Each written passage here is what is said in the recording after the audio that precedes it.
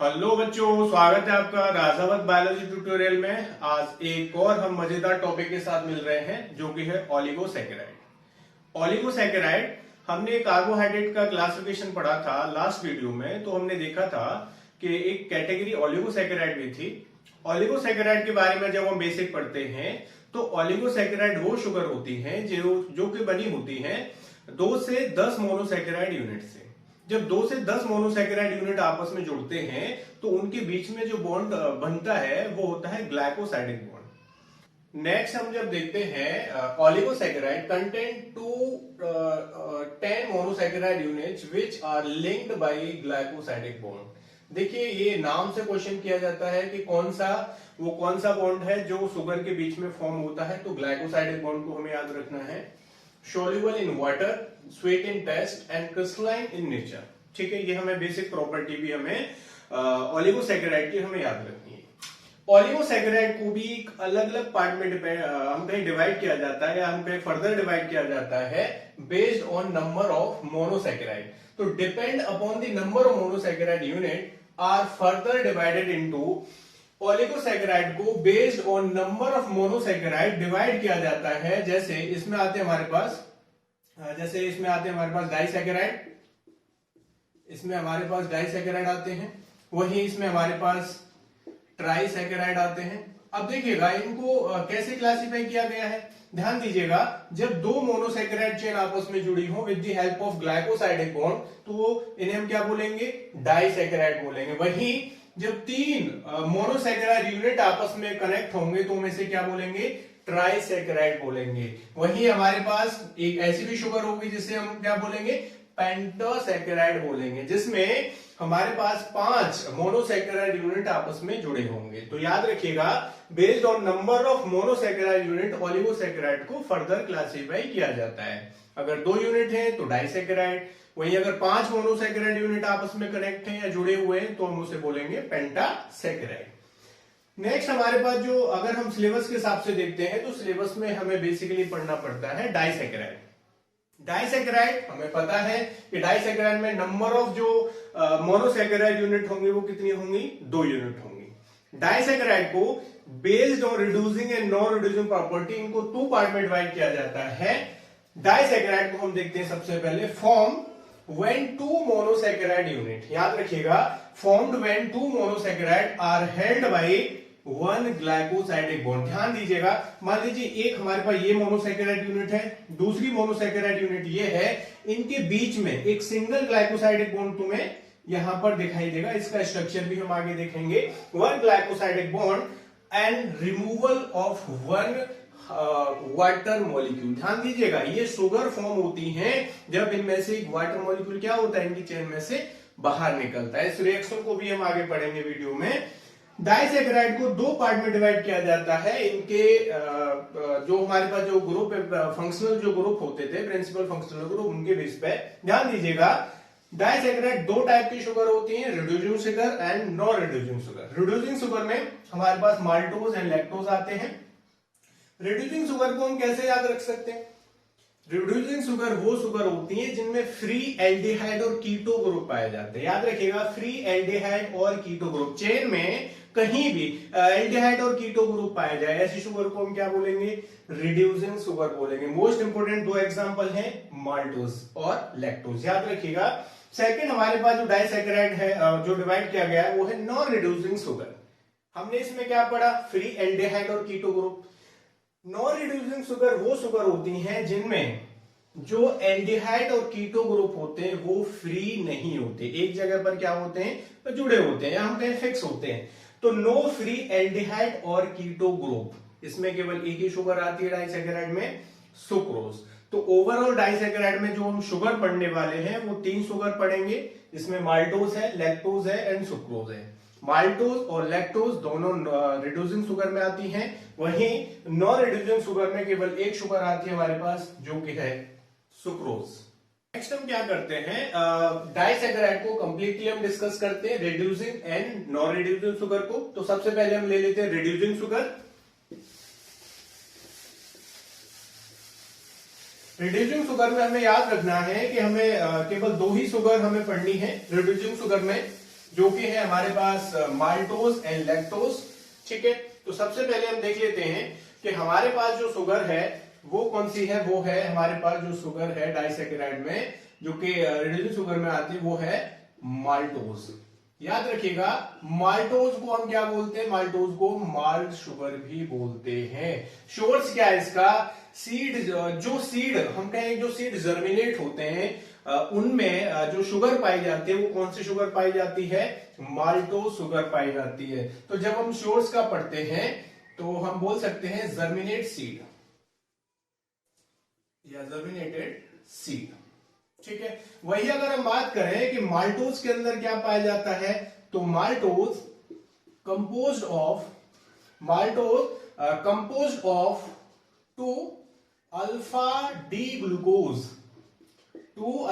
Glucose unit. और ये जो दो ग्लूकोज यूनिट होंगी, ये आपस में किस बॉन्ड के थ्रू कनेक्टेड होंगी?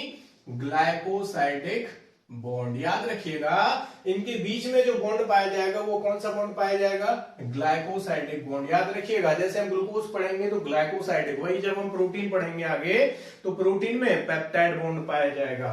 तो maltose composed of 2 alpha D glucose unit are held together by glycosidic bond.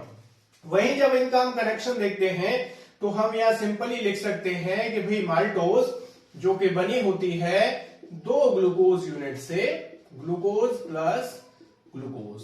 ये जो 2 ग्लूकोज यूनिट है आपस में ग्लाइकोसाइडिक बॉन्ड से क्या होते हैं? कनेक्ट होते हैं। चलिए इनका कनेक्शन देख लेते हैं और वही हम इस बॉन्ड को भी हम देखेंगे, ग्लाइकोसाइडिक बॉन्ड कैसे कनेक्ट होता है। ध्यान से समझिएगा। तो हमें क्या बना लेने हैं? इसको क्लियर करने के लिए हमें 2 ग्लूकोज यूनिट बनाने हैं। 2 ग्लूकोज के स्ट्रक्चर हम यहां बना लेंगे कुछ इस तरीके से।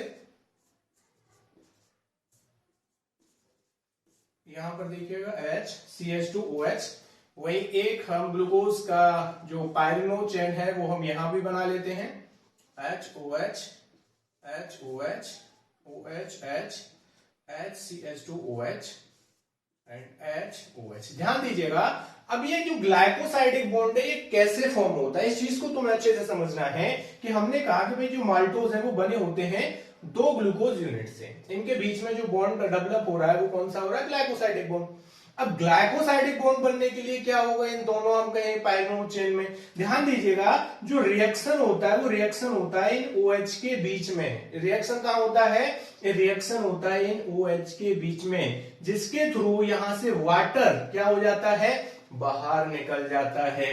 वाटर क्या हो जाता है? यहां से बाहर निकल जाता है। जब वाटर बाहर निकल जाता है तो हम देखेंगे इस चेन का जो कनेक्शन है, जो कनेक्शन कैसे होगा, ध्यान से समझिएगा। यहां पर इस चेन का जो कनेक्शन है, यहां पर हम देखेंगे जो कनेक्शन है वो कुछ इस तरीके से हमें दिखाई देगा।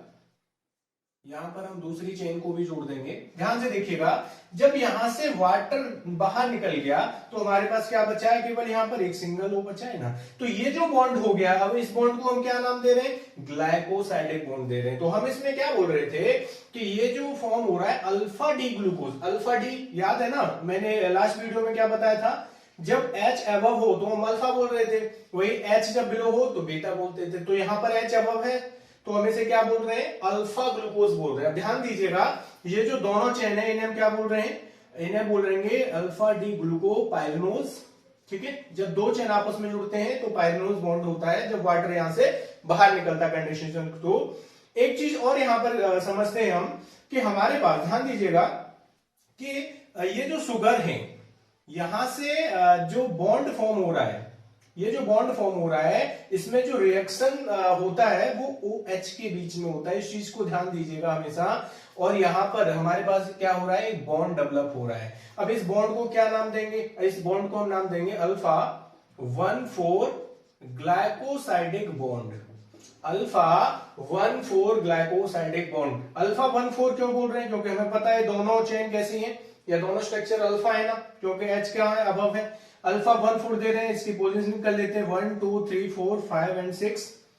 1 2 3 4 5 एंड 6। अब ध्यान दीजिएगा, पहली चेन का पहला कार्बन दूसरी चेन के कार्बन नंबर किससे जुड़ा हुआ है, 4 से।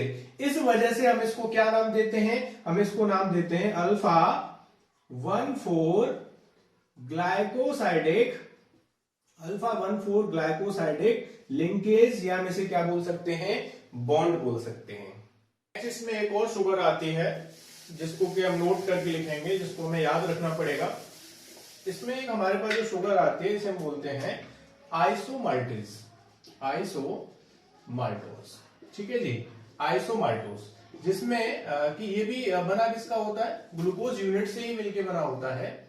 और यहां पर जो ग्लूकोज यूनिट है वो आपस में जुड़ी होती है अल्फा 1,6 ग्लाइकोसाइडिक लिंकेज से, ठीक है। आइसोमाल्टेज में ग्लूकोज यूनिट आपस में जुड़ी होती है, याद रखना है, ये वाली चीज याद रखनी है, पूछा जा सकता है। अल्फा 1,6 जो बॉन्ड बनेगा वो किसके बीच में बनेगा, तो पहली चेन का पहला और दूसरी चेन के छठे कार्बन के साथ ये बॉन्ड बनेगा।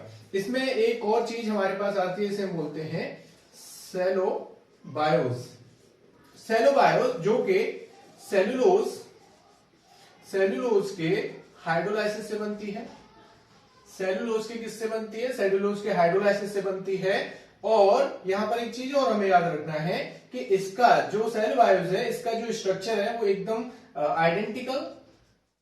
आइडेंटिकल स्ट्रक्चर होता है किसकी तरह, माल्टोज की तरह, क्योंकि यहां भी जो लिंकेज होती है वो अल्फा 1,4 लिंकेज होती है। तो दो चीजें और हमें नोट में याद रखनी है, आइसोमाल्टेज एंड सेलोबायोज। आइसोमाल्टेज जो कि ग्लूकोज यूनिट आपस में 1,6 ग्लाइकोसाइडिक फॉर्म होता है, सेलोबायोज जिसमें जो कि फॉर्म होता है सेलुलोज के हाइड्रोलाइसिस से, याद रखना सेलुलोज पॉलीसैकेराइड के अंदर हम पढ़ेंगे।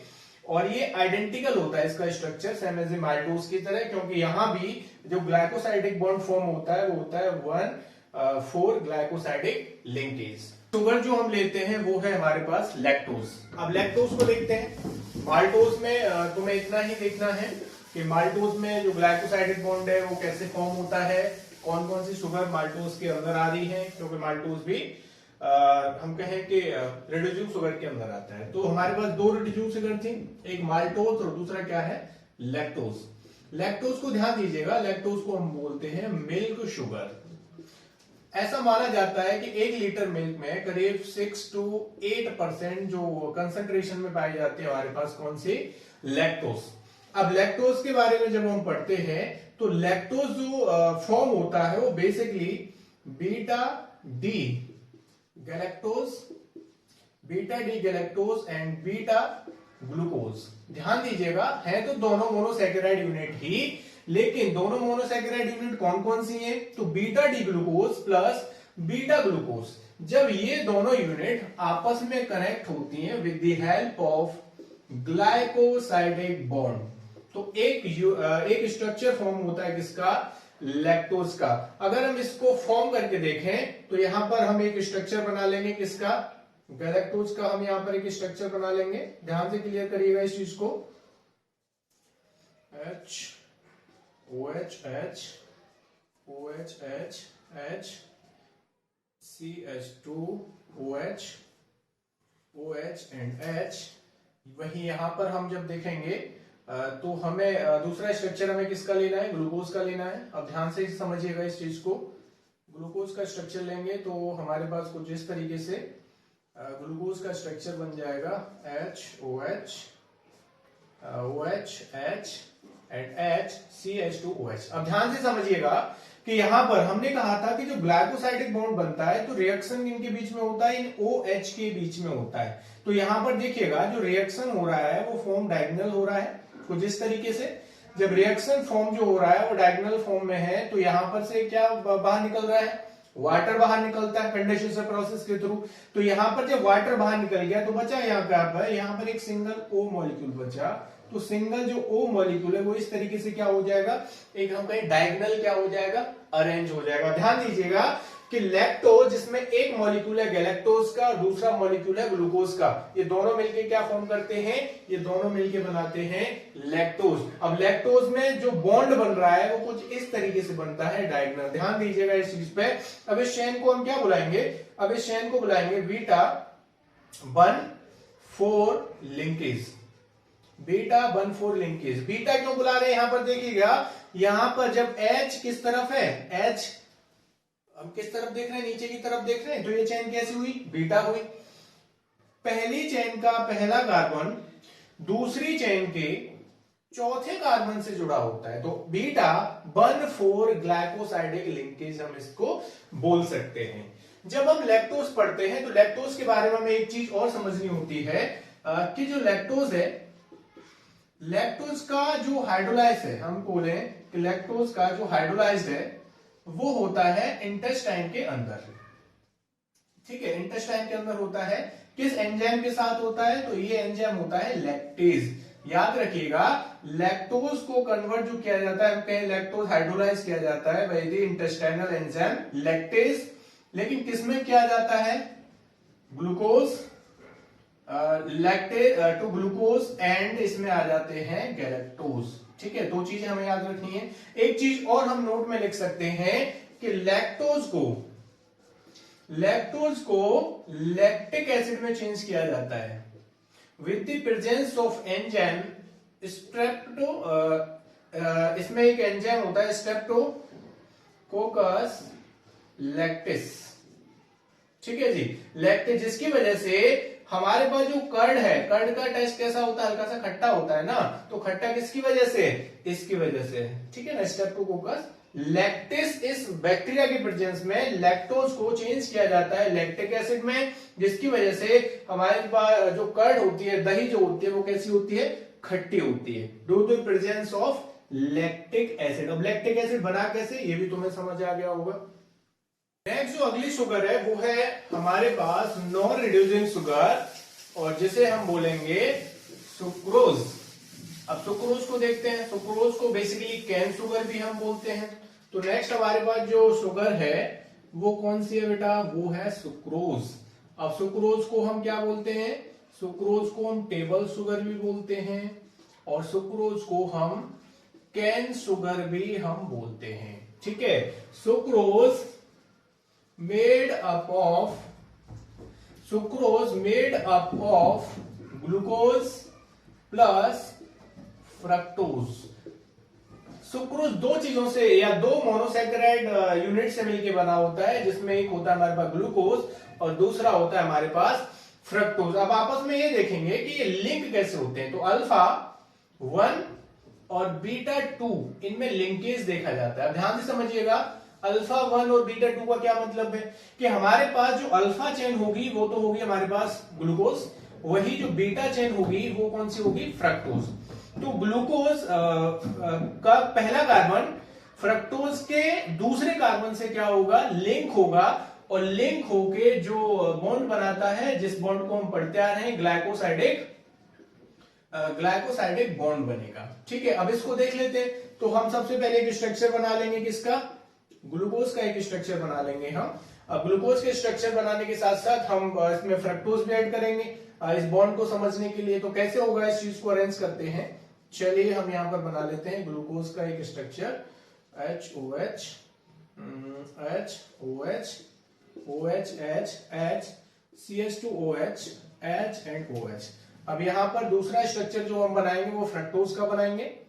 तो फ्रक्टोज को हम कुछ इस तरीके से बनाते हैं। ये हमारे पास जो स्ट्रक्चर है वो फ्रक्टोज का है, OH H H OH H OH CH2OH and OH। ठीक है जी, यहां पर हमारे पास ये फ्रक्टोज बन गया। अब देखिएगा इसमें यहां भी जो रिएक्शन हो रहा होगा वो किनके बीच में हो रहा होगा, यहां हो रहा है।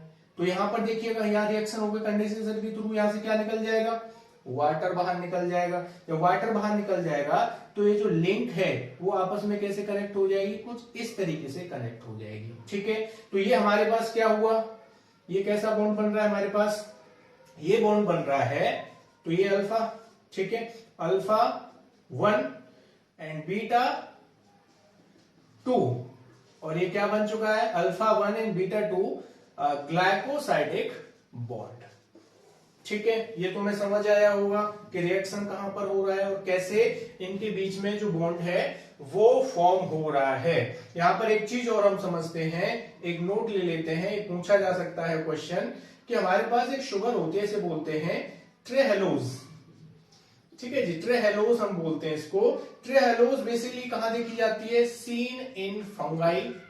ये जो शुगर है वो फंगस में देखी जाती है, लेकिन ये किसकी बनी होती है ये भी तुम्हें याद रखना है कि सीन इन, जो ट्रेहेलोज है जो कि फंगस के अंदर देखी जाती है, लेकिन ये बनी किसकी होती है? तो made up of 2 glucose unit, 2 glucose unit जो कि आपस में लिंक होते हैं अल्फा 1 लिंकेज के साथ।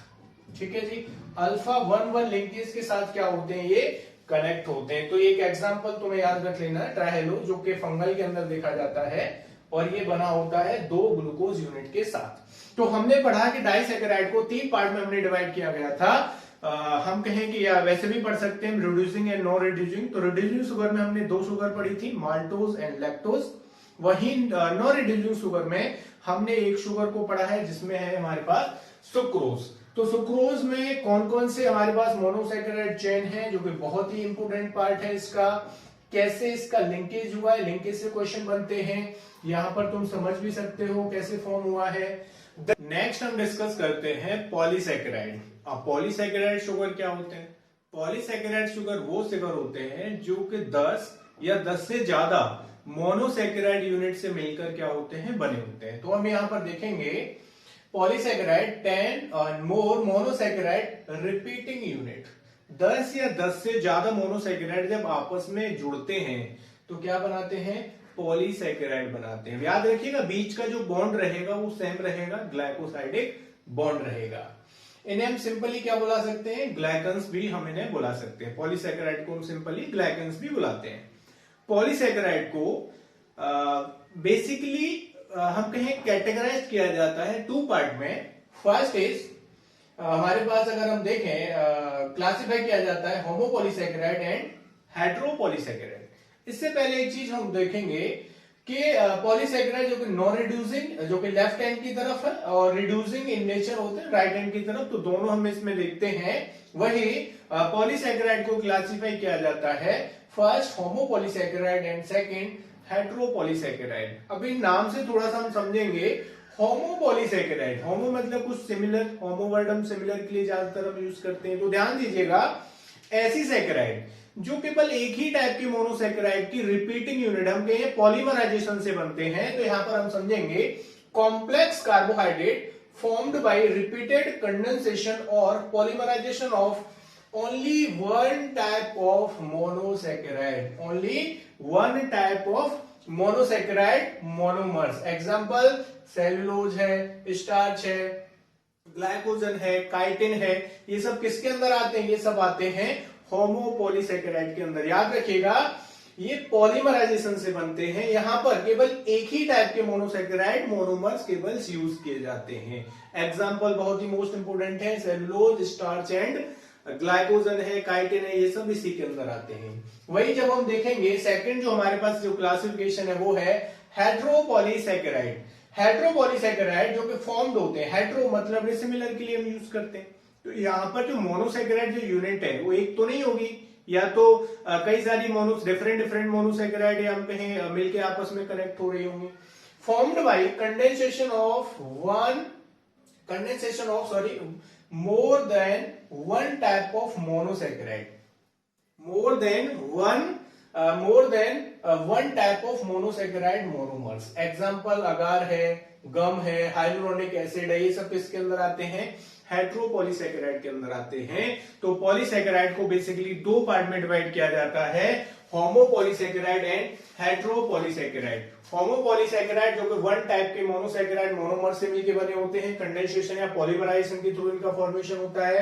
वही heteropolysaccharide more than 1 type of monosaccharide के पॉलीमराइजेशन से मिलके क्या होते हैं? बने होते हैं। इन दोनों के एग्जांपल बहुत ही जरूरी हैं और इनसे क्वेश्चन बनते हैं पेपर में। दूसरी बात अगर हम देखें कि पॉलीसैकेराइड में ज्यादातर जो क्वेश्चन पूछे जाते हैं वो इस जगह से पूछे जाते हैं, जैसे व्हाट इज स्ट्रक्चरल पॉलीसैकेराइड या स्टोरेज पॉलीसैकेराइड क्या होते हैं। तो इस चीज को हम यहां पर क्लियर करते हैं। जैसे कुछ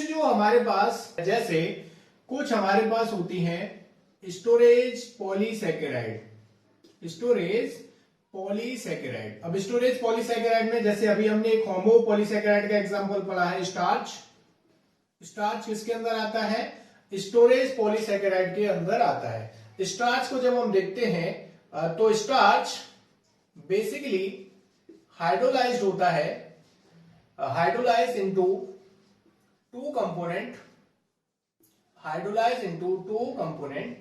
और यहां से क्वेश्चन किए जा सकते हैं वो दो कंपोनेंट कौन से हैं जिनमें स्टार्च हाइड्रोलाइज होता है। सबसे पहला आता है अमाइलेज, जो कि स्टार्च का 20 to 30% पार्ट बनाता है। और याद रखिएगा ये जो परसेंटेज है वो थोड़ा सा वेरिएबल है, अलग अलग बुक में अलग अलग तरीके से दिया हुआ है, तो इस चीज को ध्यान दीजिएगा। स्टार्च जो कि स्टोरेज पॉलीसैकेराइड है, जो कि हाइड्रोलाइज होकर दो कंपोनेंट में बेसिकली फॉर्म डिवाइड होती है। एक हमारे पास है एमाइलेज जो कि 20 to 30% पार्ट होता है स्टार्च का, जो कि वाटर क्या होता है, वाटर सोल्यूबल होता है। वही ये अनब्रांच्ड होता है, ठीक है जी, वाटर सोल्यूबल होता है, अनब्रांच्ड होता है। और तीसरी बात इसकी कि लीनियर लिंकेज इसमें देखी जाती है, ठीक है जी, लीनियर लिंकेज देखी जाती है। और लिंकेज में जो बॉन्ड बनता है वो कौन सा बनता है? अल्फा 1,4 लिंकेज इसमें फॉर्म होती है, ठीक है। स्टार्च का जो दूसरा पार्ट है वो है हमारे पास एमाइलोपेक्टिन, एमाइलोपेक्टिन जो कि स्टार्च का 70 to 80% पार्ट क्या करता है, बनाता है, जो कि वाटर इनसोल्यूबल होता है, ठीक है जी, वाटर इनसोल्यूबल होता है और ब्रांच्ड होता है, ब्रांच्ड होता है। तीसरी इसमें जो खास बात ये होती है कि इसमें ब्रांच भी होता है, लेकिन ब्रांच में जो लिंकेज फॉर्म होती है वो होती है अल्फा 1,6 लिंकेज, अल्फा 1,6 लिंकेज। और इसमें इसका जो लीनियर स्ट्रक्चर जो इसके साथ कनेक्ट होता है वो इसमें जो लिंकेज होते हैं होता है अल्फा 1,4। तो स्टार्च जो कि हाइड्रोलाइज होकर दो पार्ट हाइड्रोलाइज होती है, दो पार्ट में, एमाइलेज एंड एमाइलोपेक्टिन, जो कि वाटर सोल्यूबल होता है और ये वाटर इनसोल्यूबल होता है। स्टार्च से लेके एक चीज और तुम्हें याद रखनी पड़ेगी, स्टार्च को अगर आयोडीन के साथ, स्टार्च को अगर आयोडीन सॉल्यूशन के साथ अगर हम मिक्स करते हैं तो गिव ब्लू कलर इन आयोडीन। अगर स्टार्च को हम आयोडीन सॉल्यूशन में डालते हैं तो कैसा कलर अपीयर होता है? ब्लू कलर अपीयर होता है। तो स्टार्च का याद रखिएगा, स्टार्च फॉर्म की जाती है किसके थ्रू? प्लांट्स के through during the process of photosynthesis. याद रखिएगा दोनों चीजों को, दोनों पार्टों को हमें याद रखना है। नेक्स्ट हम चलते हैं, हमारे पास और स्टोरेज शुगर में कुछ एग्जांपल और आते हैं जो तुम्हारी बुक में तुम्हें मिल जाएंगे। स्टोरेज पॉलीसैकेराइड में, स्टोरेज पॉलीसैकेराइड में एक और हमारे पास एग्जांपल आता है ग्लाइकोजन। ग्लाइकोजन, ग्लाइकोजन को हम क्या बोलते हैं? ग्लाइकोजन को हम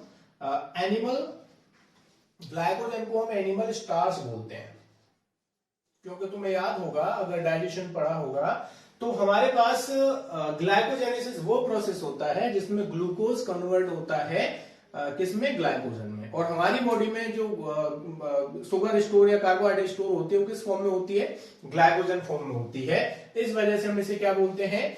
एनिमल स्टार्च हम इसको बोलते हैं। जनरली इसे हम ज्यादातर कहां देख सकते हैं? जैसे लिवर है, हमारे पास मसल स्टोर है, ठीक है। इसके अलावा इसके अंदर बहुत सारी ब्रांच होती है, having more branch compare to starch, ठीक है। लेकिन ये किसके सिमिलर होती है? ये सिमिलर होती है एमाइलोपेक्टिन के, सिमिलर टू एमाइलोपेक्टिन, ठीक है। एक चीज हमें याद रखनी है, सिमिलर टू एमाइलोपेक्टिन, लेकिन ये बहुत ज्यादा कॉम्पैक्ट होती है, but more compact than starch. याद रखिएगा क्योंकि ये इसमें बहुत ज्यादा ब्रांच पाई जाती है, बहुत ज्यादा एक कॉम्प्लेक्स स्ट्रक्चर होता है, इस वजह से बहुत ही ज्यादा कॉम्पैक्ट पाई जाती है किसके थ्रू? स्टार्च के थ्रू। और ये किसके सिमिलर होती है? एमाइलोपेक्टिन के क्या होती है? सिमिलर होती है। ये क्या है? ग्लाइकोजन क्या है भाई? ये एक होमोपॉलीमर है, ये एक होमोपॉलीमर है किसका? ग्लूकोज का। अगर हम बात करें स्ट्रक्चर की तो इसका स्ट्रक्चर ब्रांच और लीनियर दोनों फॉर्म में देखा जाएगा। जब ब्रांच में देखा जाएगा तो यहां लिंकेज होगी 1,6 लिंकेज, और वही जब हम लीनियर देखेंगे, लीनियर चेन जब इसकी पढ़ेंगे तो उसमें लिंकेज पाई जाएगी 1,4 लिंकेज।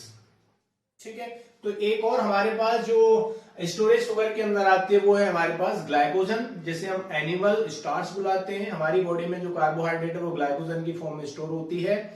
ग्लूकोज से जब ग्लाइकोजन बनती है उस प्रोसेस को हम बोलते हैं ग्लाइकोजेनेसिस, और वही जब हमें एनर्जी की रिक्वायर्ड होती है तो वही एक प्रोसेस होता है बॉडी में, खास करके लिवर के अंदर ही फॉर्म हो रहा है।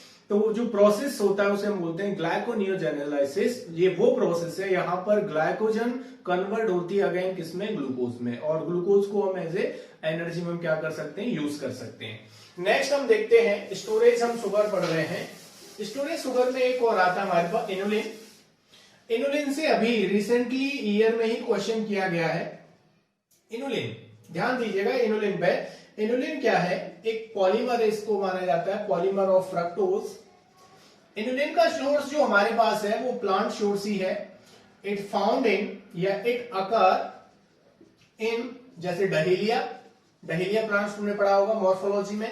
इसके अलावा हमारे पास अनियन, गार्लिक, इनको खाने के बाद हल्का सा टेस्ट हमें स्वीट लगता है ना, क्योंकि इनके अंदर जो शुगर पाई जाती है वो कौन सी शुगर है, इनुलिन। अभी रिसेंटली ईयर में ही इनसे क्वेश्चन बने हैं इनुलिन से।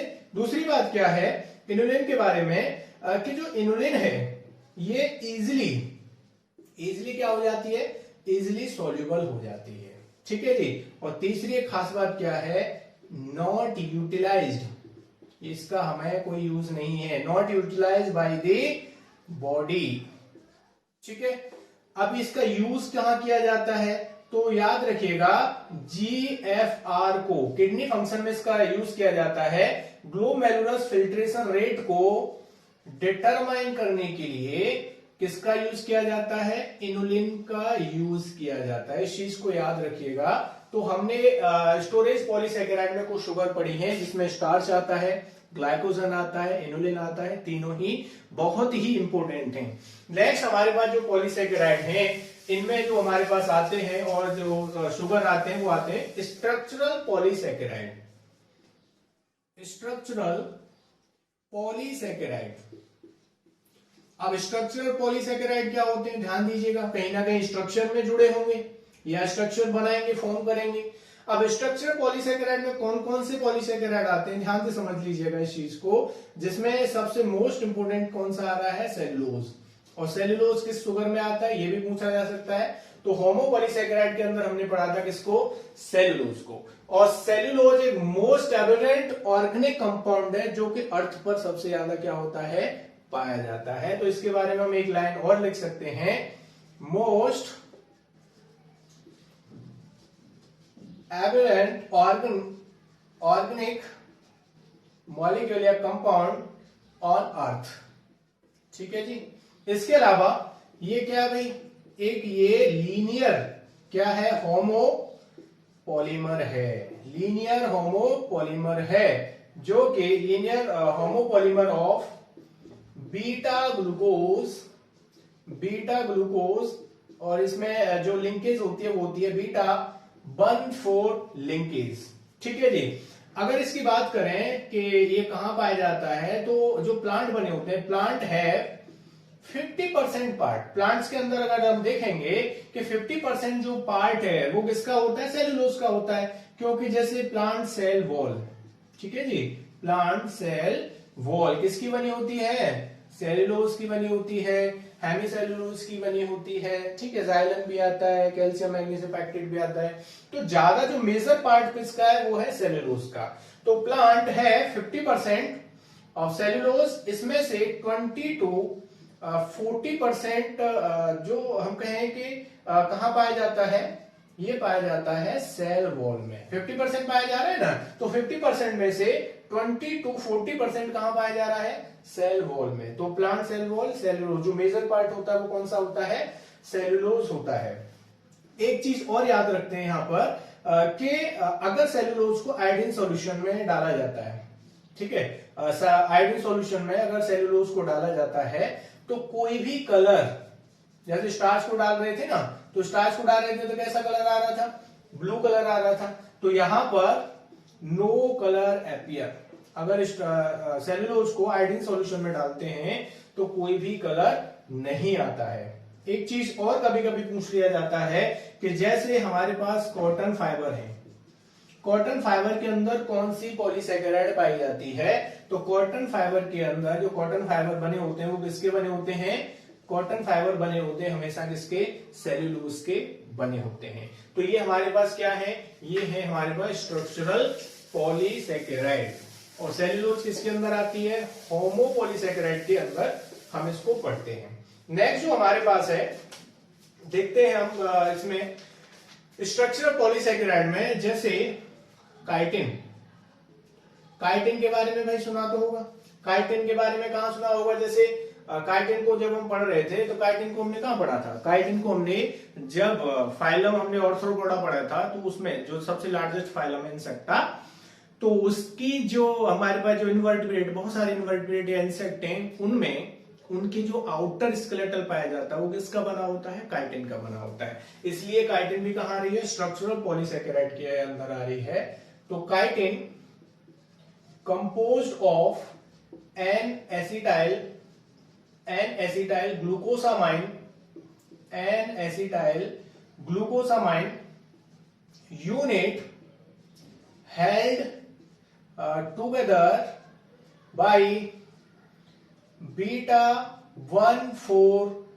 ठीक है, किसके थ्रू हेल्ड होगी, बीटा 1,4 ग्लाइकोसाइडिक बॉन्ड क्या होगा, फॉर्म होगा। ये क्या है भाई, ये है हमारे पास होमोपॉलीसेकेराइड का ही पार्ट है। ये क्या है, ये हमारे पास है होमोपॉलीसेकेराइड, ठीक है जी, होमोपॉलीसेकेराइड है। इनका काम क्या है, ये कहां पाए जाते हैं, ये बहुत सारे इंसेक्ट का एक्सोस्केलेटल क्या करते हैं, फॉर्म करते हैं, कि इनके अंदर, इंसेक्ट के अंदर एक्सोस्केलेटल क्या करते हैं, फॉर्म करते हैं। वही हमें ये कहां देखने को मिलते हैं, जैसे फंगल सेल वॉल, ठीक है। तो जो इंसेक्ट का जो आउटर, जो तुमने देखा ना हल्का सा चमकीला सा जो आउटर स्केलेटल होता है, वो किसका बना होता है, काइटिन। और काइटिन किसके अंदर आ रहा है बेटा, पॉलीसेकेराइड के अंदर आता है। पॉलीसेकेराइड के अंदर हम कहां रखते हैं काइटिन को, होमोपॉलीसेकेराइड के अंदर हम इसको रखते हैं। तो ये क्या कौन सी शुगर है हमारे पास, स्ट्रक्चरल पॉलीसेकेराइड है,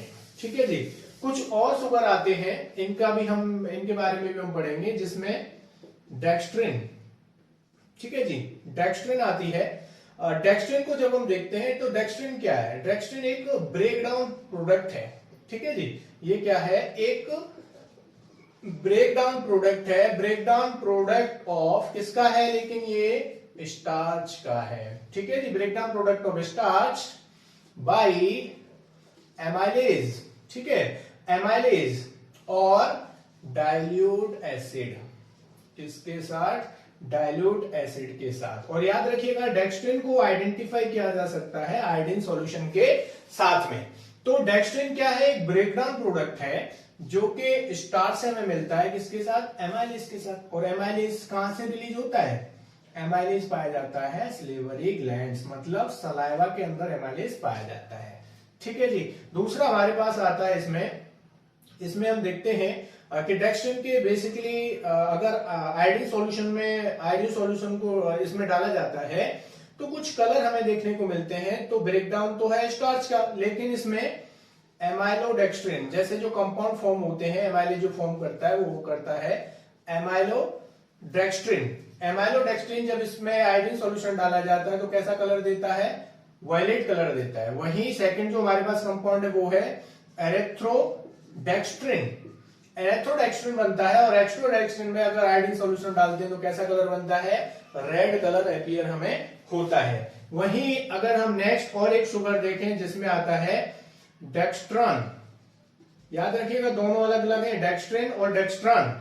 डेक्स्ट्रॉन क्या है, डेक्स्ट्रॉन है भी, डेक्स्ट्रॉन है polymer of glucose, polymer of glucose. ये किसके थ्रू बनता है, ये इसे बनाने का काम कौन करते हैं, माइक्रो ऑर्गेनिज्म। माइक्रो ऑर्गेनिज्म जैसे कभी कभी क्या होता है ना, जैसे हम खाना च्यूइंग करते हैं, चबाते हैं, तो खाने के कुछ पार्टिकल हमारे दांतों के बीच में फंसे रह जाते हैं।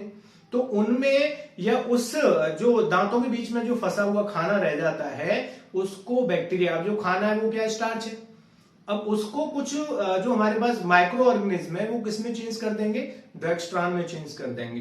तुमने कभी कभी देखा होगा बहुत सारे लोगों के जो टीथ हैं उन पर स्पॉट बन जाते हैं येलो कलर के, तो जो येलो कलर के स्पॉट होते हैं वो किसके थ्रू बनते हैं, डेक्स्ट्रान के थ्रू बनते हैं, और ये जो बनाया जाता है वो किसके थ्रू, माइक्रो ऑर्गेनिज्म के थ्रू। इसलिए बोलते हैं कि स्लीपिंग टाइम से पहले हमें ब्रश करना चाहिए जिससे दांतों में से बीच में फंसा हुआ मटेरियल बाहर निकल जाए और दांतों पर कोई भी स्पॉट ना आए। तो डेक्स्ट्रान जो कि माइक्रो ऑर्गेनिज्म के थ्रू क्या किया जाता है, फॉर्म किया जाता है। इसमें एक मोस्ट इंपोर्टेंट नाम और आता है हेपेरिन। हेपेरिन को जनरली हम क्या पढ़ते हैं, है तो पॉलीसैकेराइड ही, लेकिन इसकी जो प्रॉपर्टी है वो कैसी है, anti coagulant. Anti coagulant property है किसकी, हेपेरिन की। ठीक है, नेक्स्ट हमारे पास इसमें आते हैं हमारे पास hemicellulose, it's a derivative compound of cellulose. Hemicellulose, hemicellulose किससे बनाने में हेल्प करता है, सेल वॉल का कुछ छोटा सा पार्ट होता है किसका, हेमी सेल्यूलोज का, वही ये कैसा होता है, ब्रांच होता है। और दूसरी बात कि ये हेमी सेल्यूलोज एडजस्ट करता है किसको, ये हमारे पास जो हेमी सेल्यूलोज है ये एडजस्ट करता है किसको, सेल्यूलोज फाइबर को, एडजस्ट सेल्यूलोज फाइबर इन, यहां पर दिखाई नहीं दे रहा होगा, ये क्या करता है हेमी सेल्यूलोज, ये एडजस्ट करता है किसको, सेल्यूलोज फाइबर को, adjust cellulose fibre in cell wall. तो हमारे पास जितनी भी हमने शुगर पढ़ी हैं, गैक्स्ट्रिन हो, डेक्स्ट्रान हो, हेपेरिन हो, हेमी सेल्यूलोज हो, स्टार्च हो, ग्लाइकोजन हो, इनुलिन हो, सेल्यूलोज हो, ये सब क्या है, ये सब है हमारे पास पॉलीसैकेराइड। ठीक है, तो स्ट्रक्चरल हैं, कुछ स्टोरेज का भी काम करते हैं, हमने क्लासिफाई किया था जैसे होमोपॉलीसैकेराइड, हेट्रोपॉलीसैकेराइड, तो हमें याद रखना है। नेक्स्ट हम कुछ हेट्रोपॉलीसैकेराइड के एग्जांपल डिस्कस करेंगे। हेट्रोपॉलीसैकेराइड याद रखिएगा, more than one type of monosaccharide monomer, आपस में क्या होते हैं, पॉलीमराइजेशन से बनते हैं। अब इसमें जो कुछ एग्जांपल जो बहुत जरूरी इंपोर्टेंट है तुम्हारे लिए, जिसमें आते हैं हमारे पास जैसे म्यूकोपॉलीसैकेराइड, म्यूकोपॉलीसैकेराइड। अब ध्यान से समझिएगा, म्यूकोपॉलीसैकेराइड वो शुगर होते हैं जिनमें या इनमें जो शुगर का पार्ट होता है कंटेंट, 90% पार्ट इनमें किसका होता है, कार्बोहाइड्रेट का होता है। वही इनमें हम देखें कि करीब 5% जो पार्ट होता है, ठीक है, 5% जो पार्ट होता है इनमें वो किसका होता है, प्रोटीन का होता है। ये हमारी बॉडी को कुछ एक्स्ट्रा सेलुलर क्या करती हैं, सपोर्ट करती हैं। एक्स्ट्रा सेलुलर क्या करती हैं, सपोर्ट करती हैं। कहां देखा जा सकता है, जैसे कार्टिलेज, ठीक है जी, इसके अलावा स्किन, इसके अलावा हमारे पास है टेंडन लिगामेंट सुना होगा, कैलोजन, ठीक है, ये इनमें क्या होते हैं, पाए जाते हैं। इसके अलावा इलास्टिन फाइबर, इस चीज को हमें याद रखना है म्यूकोपॉलीसैकेराइड को। इसके बाद जो हमारे पास सेकंड एग्जांपल आता है और बहुत ही जरूरी है, हाइलुरोनिक एसिड। हाइलुरोनिक एसिड को हम एक तरीके से सब्सटेंस ऑफ साइनोवियल फ्लूइड भी बोलते हैं, सब्सटेंस ऑफ साइनोवियल फ्लूइड, ठीक है। और ये करता क्या है भाई, साइनोवियल फ्लूइड ये एक तरीके से लुब्रिकेंट है, ये लुब्रिकेंट है। दूसरी बात, ये शॉक एब्जॉर्बर है, शॉक एब्जॉर्बर है। और शॉक एब्जॉर्बर कहां के लिए भाई, इन जॉइंट, ठीक है, शॉक को एब्जॉर्ब करने का भी ये काम करता है। हाइलुरोनिक एसिड का एक बहुत ही इंपॉर्टेंट, एक ज्यादातर इसको यूज किया जाता है कॉस्मेटिक में से बहुत ज्यादा यूज किया जाता है, क्योंकि हाइलुरोनिक एसिड इन्वायरमेंटल मॉइस्चर को क्या कर लेता है, एब्जॉर्ब कर लेता है, जिसकी वजह से हमारी जो स्किन है वो हाइड्रेट नहीं, हम कहें डिहाइड्रेशन हमारी स्किन पर नहीं होता और हमारी स्किन क्या करती है, ग्लो करती है। तो कॉस्मेटिक में बहुत ही इसका रोल है। इसके अलावा अगर हम बात करें कि इसमें अगर हम देखते हैं कि हाइलुरोनिक एसिड की एक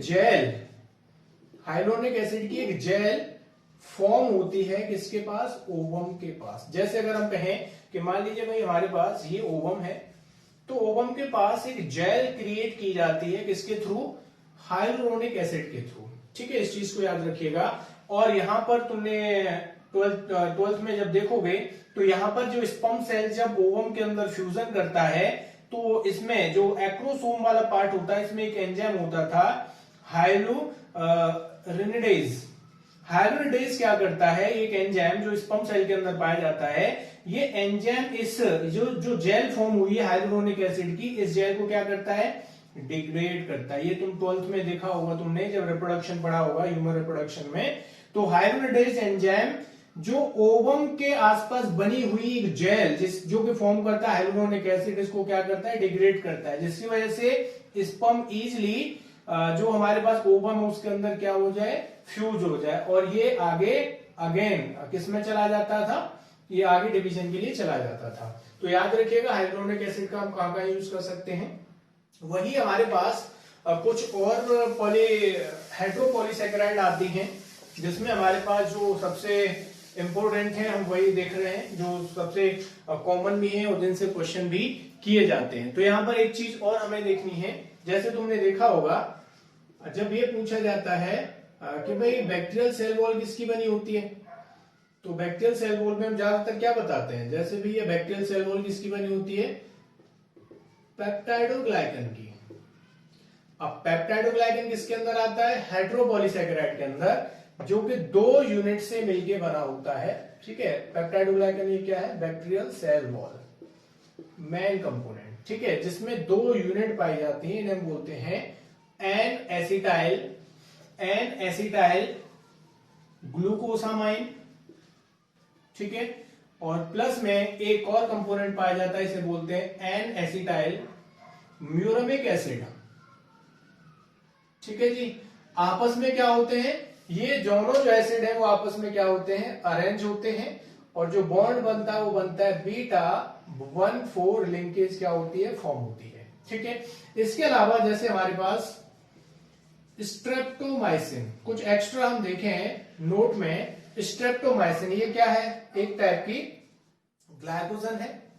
स्ट्रेप्टोमाइसिन एक हम बोले कि इसका भाई एंटीबायोटिक्स है, और इसको कहां यूज करते हैं हम, टीबी के लिए यूज करते हैं फर्स्ट लाइन ड्रग के साथ। वही हमारे पास देखें एक हमारे पास जैसे कुछ जो फिश होती हैं, जैसे एंटार्क्टिका फिश, जो फिश होती हैं हमारे पास एंटार्क्टिक फिश, इनमें जो शुगर पाई जाती है, क्योंकि टेम्परेचर वहां का बहुत ही कम होता है, तो इनमें जो शुगर पाई जाती है वो पाई जाती है एंटीफ्रिज। एंटीफ्रिज कार्बोहाइड्रेट या हम कहें शुगर पाई जाती है, इन्हें बोलते हैं हम ग्लाइकोप्रोटीन। ठीक है, ये एडिशनल है। और तीसरा जो नोट में तुम्हें याद रखना है वो है एक एंजाइम होता है, इसे हम बोलते हैं हाइलुरिनिडेज एंजाइम। ये एंजाइम क्या करता है, जो हाइलुरोनिक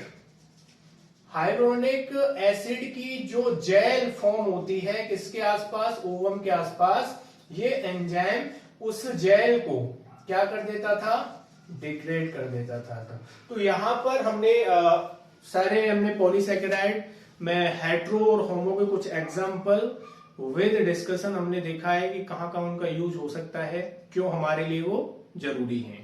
तो ये हमारे पास हेट्रो पॉलीसैकेराइड के भी कुछ एग्जांपल हमने यहाँ पर डिस्कस किए हैं।